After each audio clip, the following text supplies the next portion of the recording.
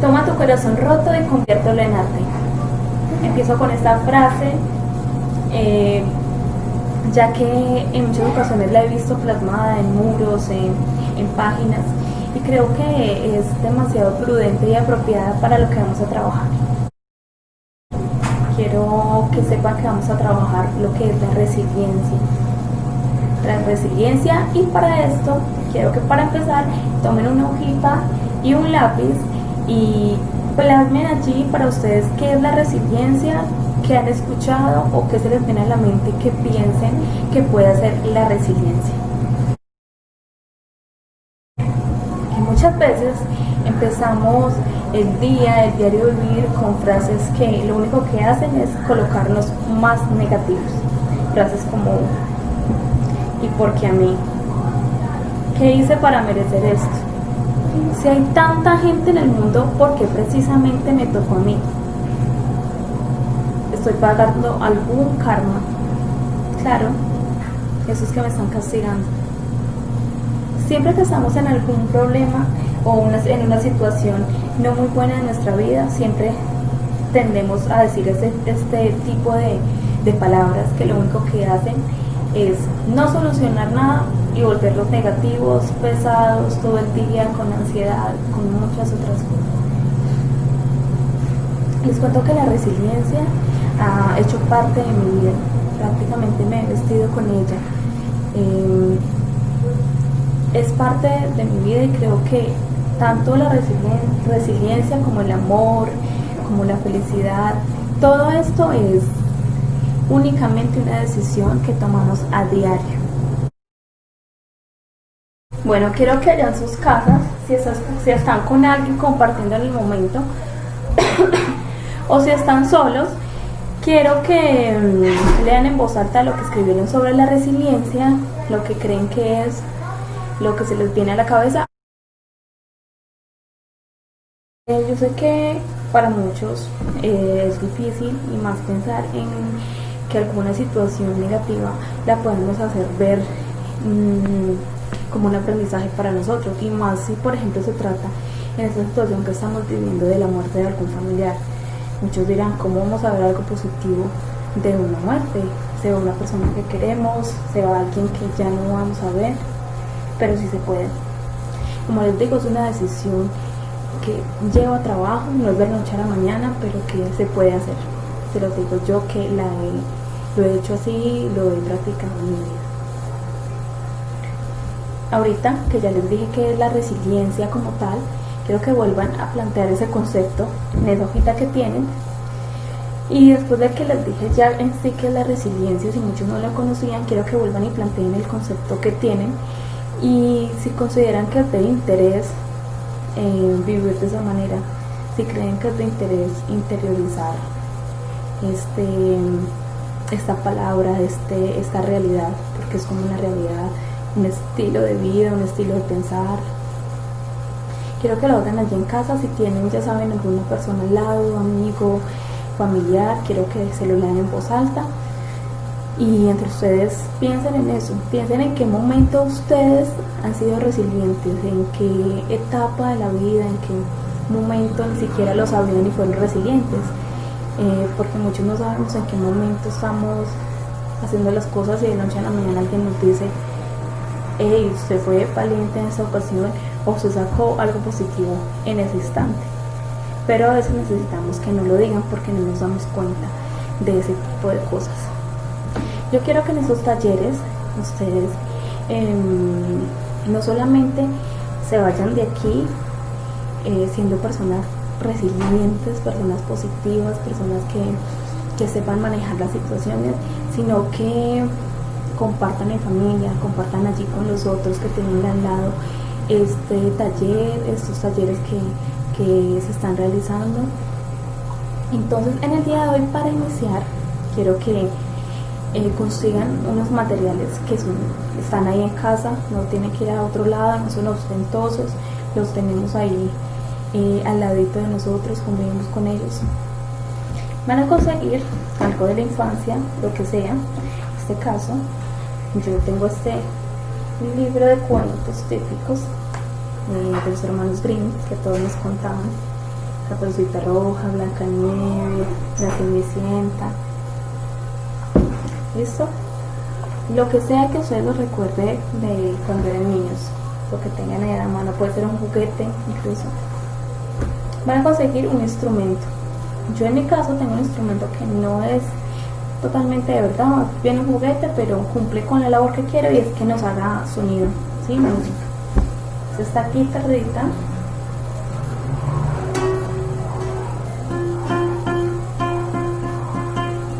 no sé tocarla, pero nos hace el sonido que necesitamos.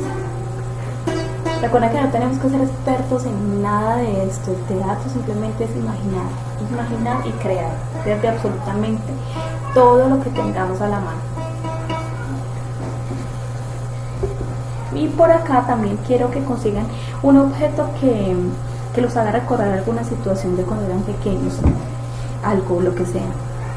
Para mí, tengo esta cajita musical de Sailor Moon, no sé si muchos se acuerdan.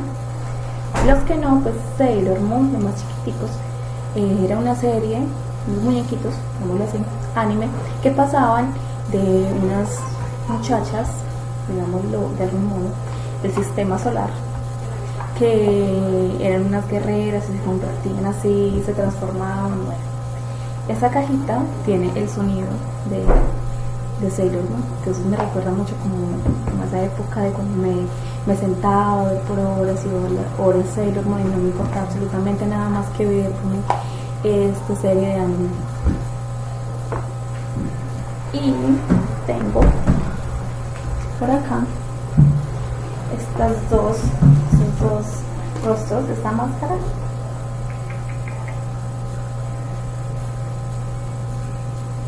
Y este antifaz.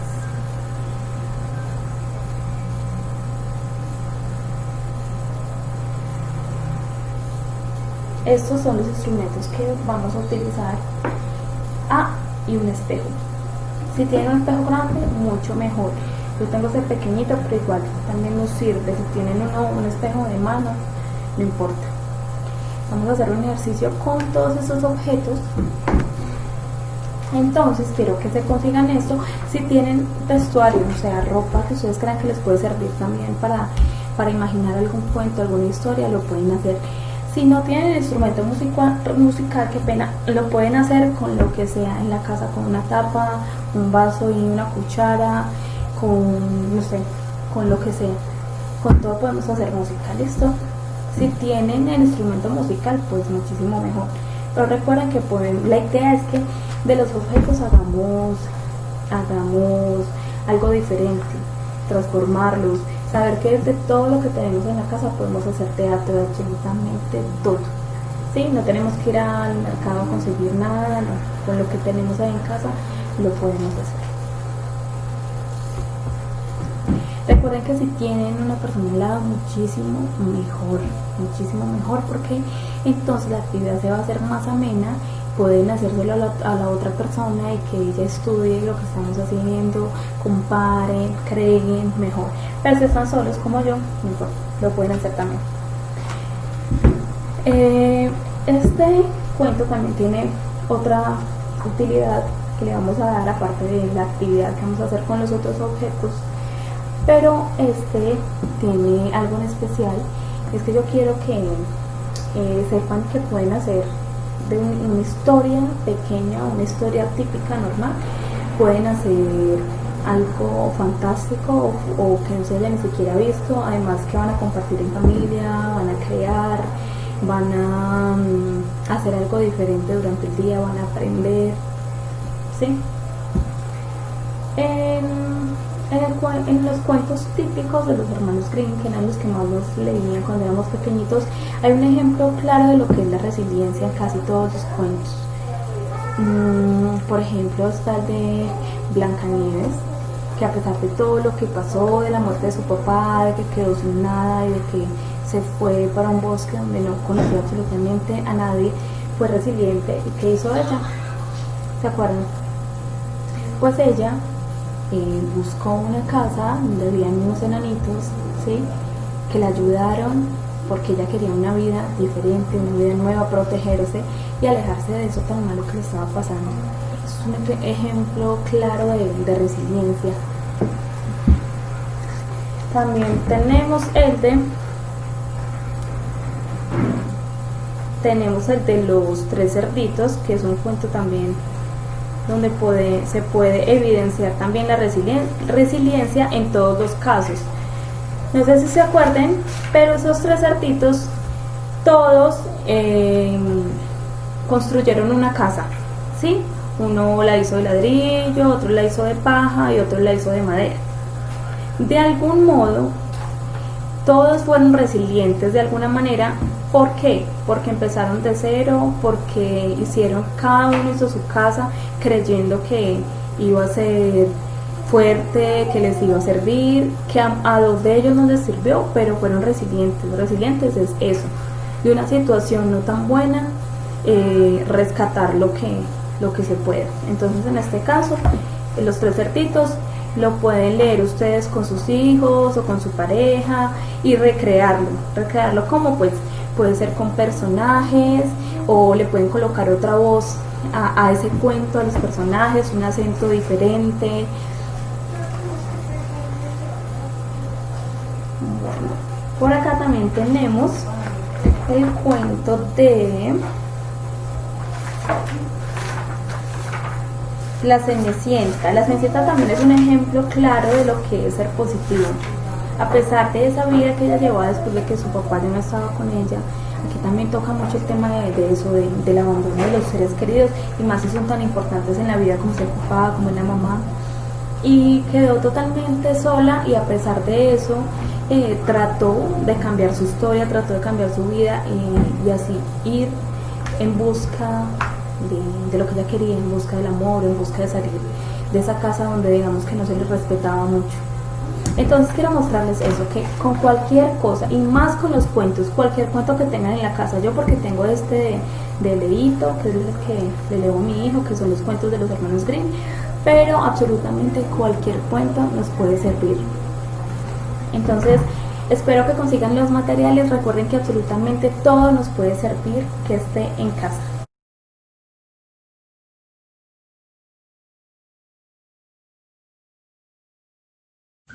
Hola, ¿cómo están?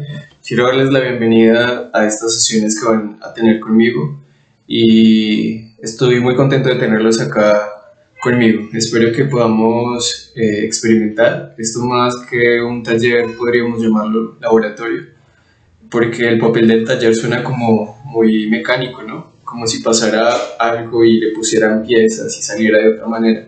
Esto es como un laboratorio. Pueden poner piezas en cualquier lugar, puede salir incluso sin piezas. Es un poco más, sí, un poco más suelto. Vamos a comenzar haciendo una pequeña introducción. Para ella nos vamos a basar de una diapositiva, y la diapositiva vamos a ir tratándola con algunos puntos. Bueno, entonces abrimos la diapositiva y comenzamos en la primera página. En esta primera página, como pueden ver, estamos el grupo que estamos tomando estas sesiones con ustedes, y yo les voy a dictar, como pueden leer, Bombiel, ese tipo que para nada se parece a mí, yoga para el alma. Ustedes se preguntarán que si se trata de yoga porque no estoy listo para hacer esfuerzo físico, y ahí es donde viene una de los nuevos conceptos que quiero traerles a ustedes, y es que el yoga busca lograr esta tranquilidad, esta sanidad, pero también se puede llegar a esta sanidad por medio de las escrituras creativas, de las escrituras que nos hacen poder expresar todo lo que queremos y que salga a flote, que salga hacia el mundo exterior. Como así tener un cuerpo saludable y un cuerpo bien cuidado nos permite también tener esta tranquilidad.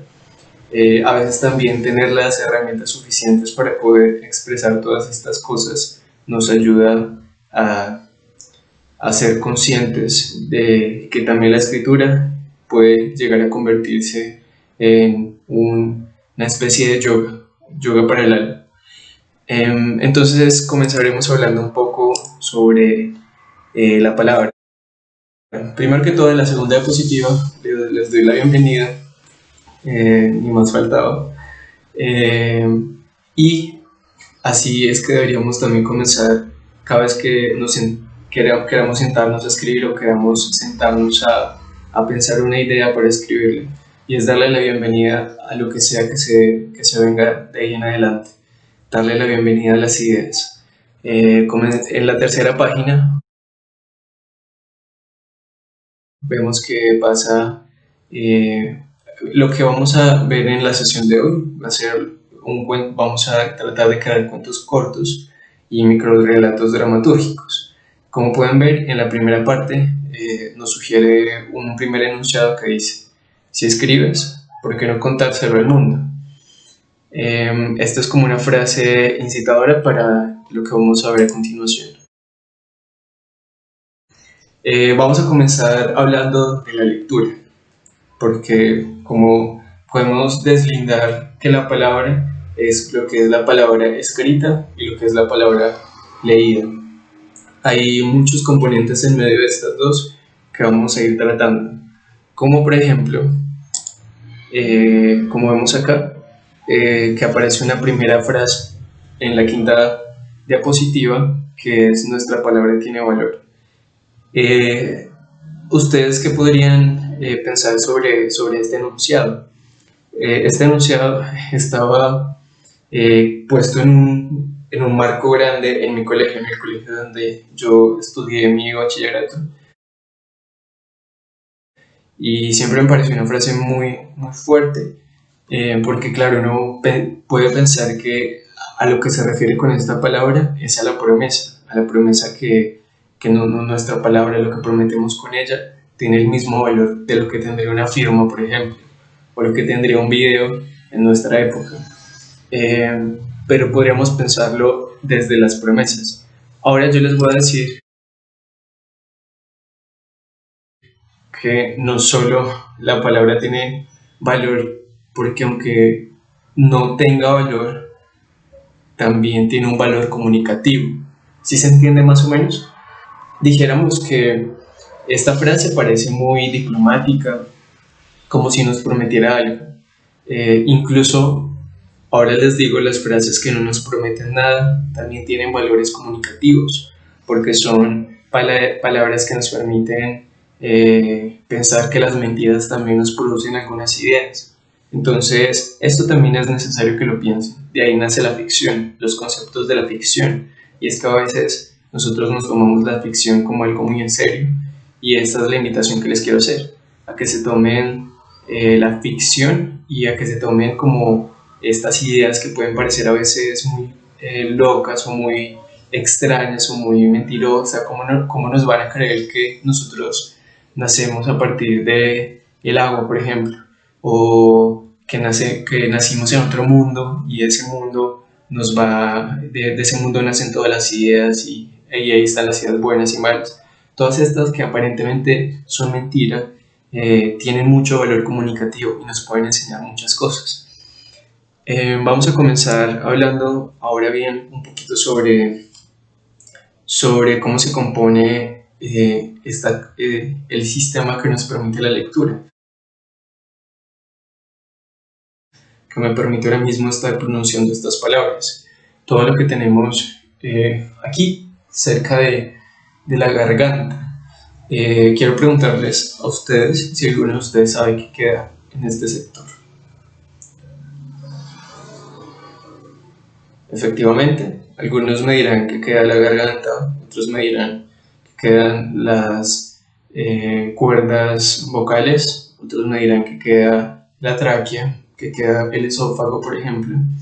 Pero les quiero mencionar una cosa que no es muy habituada en las clases relacionadas con esta expresión de las palabras, y es la laringe.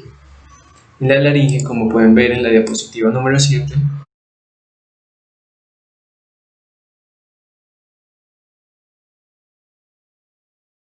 vemos cómo a partir de la laringe se desprenden lo que son el esófago, la tráquea y todos estos otros componentes. Bueno, ahora bien, ¿por qué es tan importante la laringe? El resto de las especies no tienen un sistema tan complejo como lo tenemos nosotros en la laringe. Eso nos permite también que vocalmente podamos emitir más sonidos, que podamos hacer mayores inflexiones, que podamos jugar con la voz y que tengamos distintos tonos, siendo un único aparato vocal, cosa que en otras especies no pasa. Los leones siempre suelen tener, a no ser que tengan una enfermedad o algo les haya pasado en su vida, suelen tener las mismas tonalidades, por ejemplo, suelen sonar entre los mismos tonos. Nosotros sí podemos, por medio de estos sistemas complejos, llegar a muy alto o muy bajo. Ahora bien, hay una cosa muy importante en esto de la laringe y que es hasta histórica y depende un poco de nuestro nacimiento. Cuando nosotros nacemos, pasa algo, es que la laringe empieza a abrirse y empieza a bajarse y ubicarse en la posición en la que debería estar. Esto implica un riesgo muy alto para nosotros como especie humana, porque cualquier centímetro de error que tenga este movimiento, que es natural, podría causarnos la muerte, podría causar que no respiremos, podría causarnos que no circule todas estas sustancias que tienen que circular por medio de este paso que tenemos ahí. Entonces, como especie también estamos en riesgo desde el primer momento en el que nacemos, ¿sí? Podemos decir que la palabra incluso casi nos propina la muerte en el nacimiento. Hay incluso algunas personas que sí no salen bien de estas consideraciones, pero nosotros, o al menos la mayoría de los seres humanos, podemos lograr pasar por esta fase.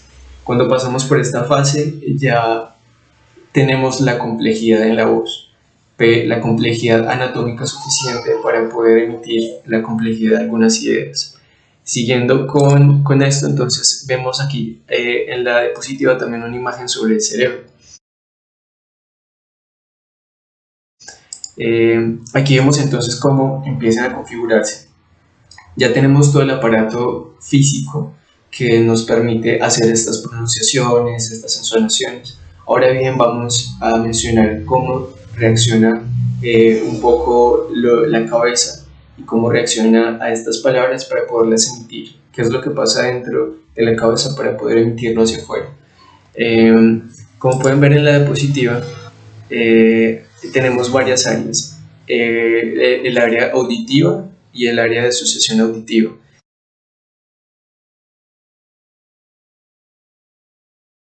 Estas fueron muy importantes para el desarrollo del humano porque, primero que todo, el ser humano empezó a tener estas interacciones de la palabra. No sé si han escuchado que algunos dicen uga uga, como tratando de burlarse de estos hombres primitivos, porque exacto, apenas estaban experimentando cómo podían llegar su voz, sus tonalidades, porque también estaban acostumbrados a convivir con algunos animales o escucharlos, ver cómo andaban, pero se fue complejizando las cosas.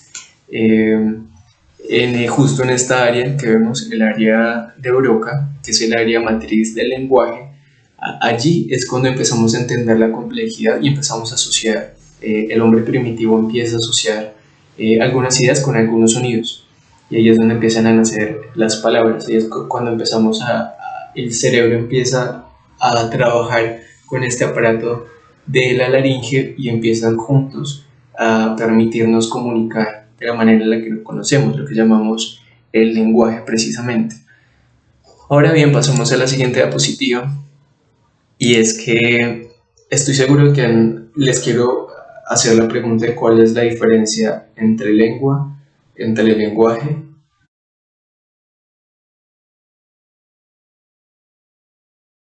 Les doy un par de segundos. Si necesitan unos segundos más pueden pausar, incluso pueden hacer consultas rápidas y ir como argumentando sus cosas y seguirme el hilo mientras estábamos haciendo esta introducción teórica. Ya casi entramos en la práctica, lo prometo. Bueno, entonces volviendo al asunto de la lengua y el lenguaje. La lengua podríamos pensar podríamos afirmar que son los signos por los cuales se llega a la significancia. Tenemos la lengua inglesa, por ejemplo, la lengua española o y en la lengua inglesa tenemos que tiene su origen en la lengua germánica, la lengua española tenemos que tiene su origen en la lengua latina. Entonces, entendiendo que la lengua es como todos estos signos que nos permitieron ir configurando una idea de lo que venía siendo el lenguaje. Aquí es donde entra el lenguaje. El lenguaje, porque, bueno, una aclaración. Yo escucho que muchas personas dicen el lenguaje de señas. Esto propiamente está mal dicho, porque debería ser lengua de señas, porque eso, aunque no tiene símbolo escrito como tal, cuando hacen configuraciones con las manos, allí también hay un signo. Por ejemplo, si pensáramos que esto se queda estático y esto en la cabeza de las personas que leen estos lenguajes de señas, se siente de esta manera. Entonces, ya saben que es lengua de señas. La próxima vez si escuchan a alguien decir lo contrario, ya pueden argumentar por qué. Volviendo un poquito al lenguaje, entonces necesitamos como este lenguaje para podernos expresar, ¿sí? El lenguaje viene más que todo como en la manera en la que usamos todas estas significancias, todos estos géneros, todas estas maneras de expresarnos, ¿sí? Y la lengua es precisamente estos signos. Bueno, ya entendiendo un poco de las definiciones terminológicas, pensemos también un poco en la anatomía.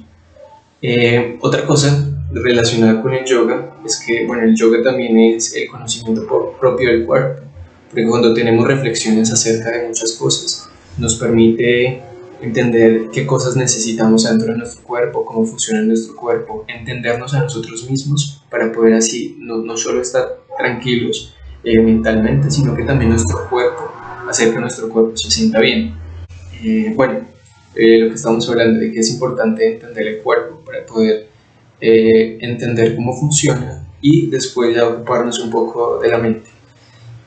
Todo esto también involucra un poco lo que ya les mencioné, el yoga. Ahora comenzamos con la lengua.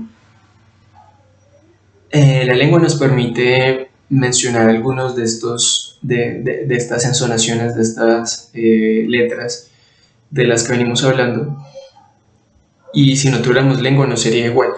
Por eso algunos animales que tienen lenguas más largas producen sonidos distintos, o algunos animales que tienen lenguas muy cortas producen sonidos distintos, y es porque la lengua, justo como la tenemos, es perfecta para llegar a algunas vocales. Ahora bien, quiero que escuchemos juntos un fragmento de uno de los diarios de Da Vinci. Da Vinci, como ya saben, él era polifaceta y él se ocupaba mucho de la lengua, del lenguaje, por ejemplo. Era poeta, pero también hacía disecciones anatómicas que en la época eran prohibidas. Él se atrevía a abrir los cuerpos y saber cómo era que se configuraba, pero también era arquitecto, por ejemplo, era pintor, era muy polifaceta, era un tipo de admirar. Y él escribió un texto muy interesante acerca de la lengua, no solo mezclando las dos, mezclando un poco lo que es la lengua como este instinto de expresión, y también la lengua con las cavidades físicas.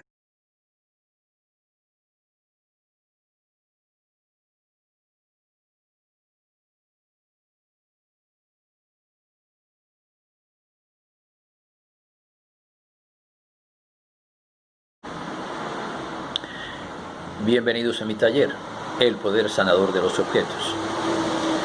En esta primera entrega haremos una primera introducción acerca de los objetos y su relación con nuestro entorno, con nuestro sentir. Bienvenidos.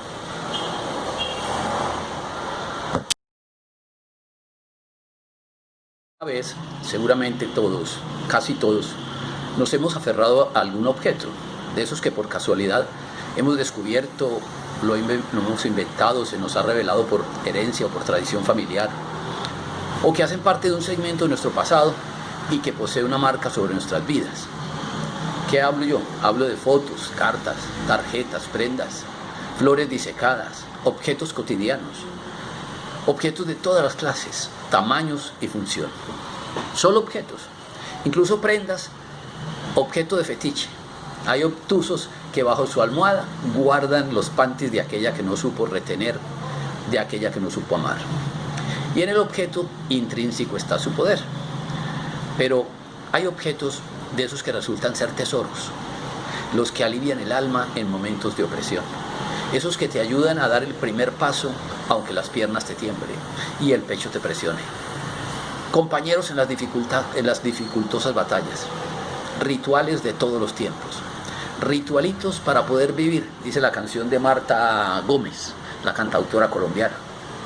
El hombre siempre se ha aferrado a objetos protectores en momentos de zozobra, de soledad o de confusión, impartiéndoles un poder mágico, sanador o revelador, a los que se les suele calificar dentro de los conceptos profano o sagrado, dependiendo de quién lo clasifique y de la utilidad que de este hayan hecho. El concepto profano o sagrado responde según las reglas de quien lo demande. ¿Y qué decir si hablamos de la obsolescencia programada de los productos?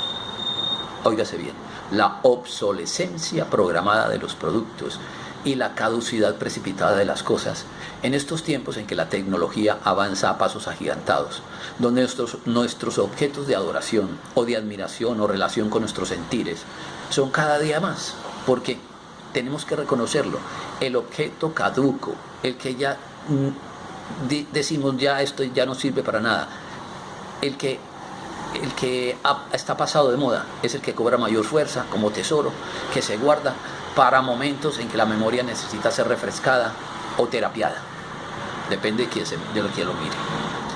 Hay, entre otras cosas, objetos que van más allá de nuestro imaginario y que adquieren un carácter sagrado cuando lo relacionamos con nuestra fe o creencia religiosa, ya que por la acción de nuestra mente, que a diario está llevando registros de los seres con quienes nos relacionamos o transitan a nuestro alrededor, tenemos la tendencia a ver rostros en todas partes. Hallamos rostros en una mancha sobre una pared, en el residuo de un chocolate en una taza, en una nube que pasa, en las formas caprichosas de una piedra. Los objetos que atesoramos con devoción porque llevan una imagen que creímos haber visto, haber encontrado en él. ¿Sí? Formas caprichosas.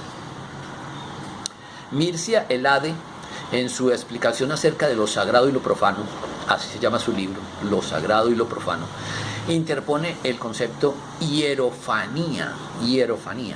Lo aplica en su contenido etimológico, es decir, hierofanía, : que algo sagrado se nos muestre.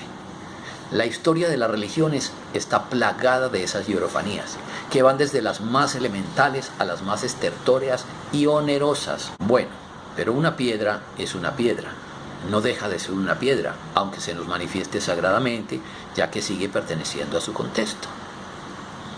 Pero es que la soledad, la necesidad de razones o respuestas, el misticismo juegan un poder importante en el momento de valorar objetos producto de algún recuerdo, un sentimiento o de una necesidad de una solución urgente.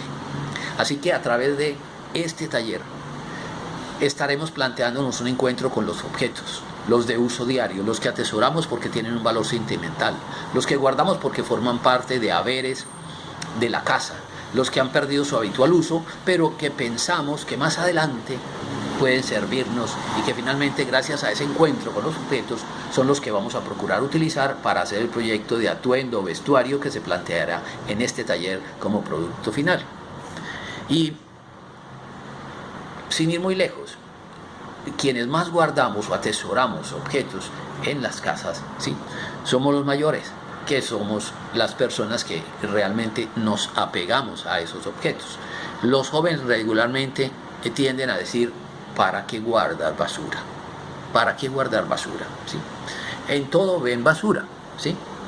Pero regularmente también son ellos los que recurren a nosotros cuando necesitan de algún objeto guardado, obsoleto, ¿sí?, y que en algún momento puede llegar a servirles a ellos.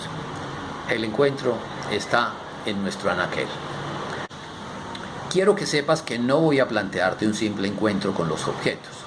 Voy a intentar llevarte a conseguir soluciones para la toma de decisiones y a su vez hacer uso del objeto guardado en el anaquel en tu casa, bien sea para ser parte de un nuevo proyecto o para ayudarte a sanar temores, rencores, dudas, dolores físicos o del corazón.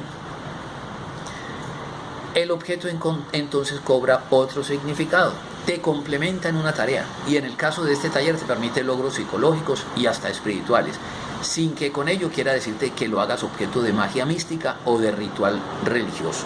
Bienvenidos todos al taller El Poder Sanador de los Objetos. Bienvenidos todos al taller El Poder Sanador de los Objetos. En este pequeño... Bienvenidos todos al Poder Sanador de los Objetos. Bienvenidos a mi taller. Bienvenidos todos a mi taller El Poder Sanador de los Objetos. En este breve taller que tendremos habrá la oportunidad de conocernos un poco más.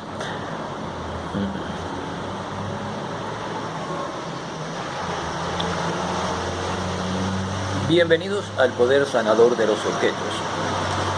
En esta primera entrega haré una introducción acerca de los objetos y acerca de nuestra relación con ellos, para que nos vayamos poniendo en contexto acerca de nuestra relación con esos objetos que aparentemente quedan guardados como obsoletos, pero que en algún momento le damos utilización.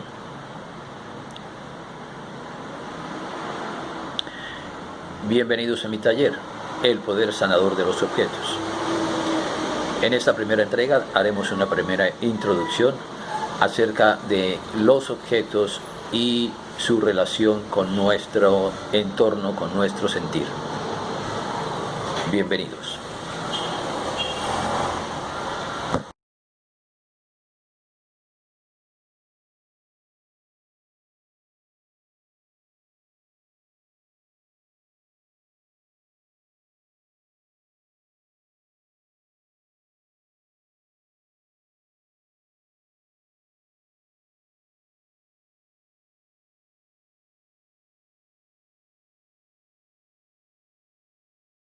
La cultura es de todos. Ministerio de Cultura.